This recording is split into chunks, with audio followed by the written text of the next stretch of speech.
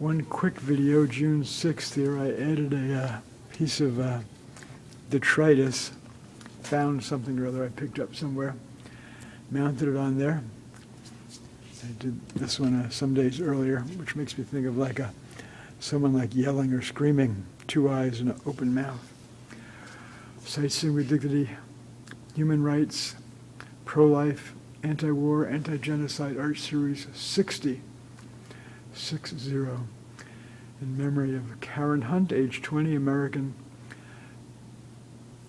Syracuse University English major, age 20, died in the Libyan government bombing of PanAm Flight 103, which blew up over Lockerbie, Scotland in December 1988. Good allegorical sea monsters. I'm going to make this one quick. 2 drawings I did in 1974 for an art class in the School of Art, SIU Carbondale, Fundamentals of Art class. One on the left based on an etching by Goya, Porquet, an anti-war etching. Y. This one based on a print by the German-born American immigrant artist George Gross. Injection. In 3 days you'll be fit for field duty, also like anti-war art.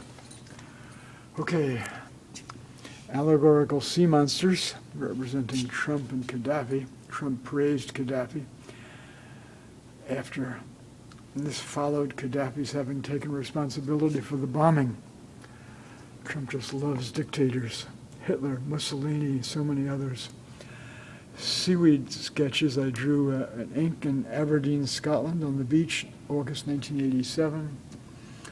An anthill I drew in West Palm Beach, Florida, made me think of a cloud when I came across it recently.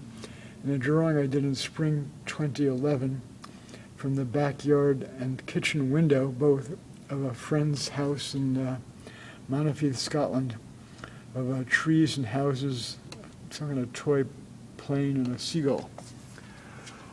All right, there you have it. Sightseeing with Dignity 60, 60. The allegorical Trump and Qaddafi sea monsters in memory of Karen Hunt and all the other victims of the bombing.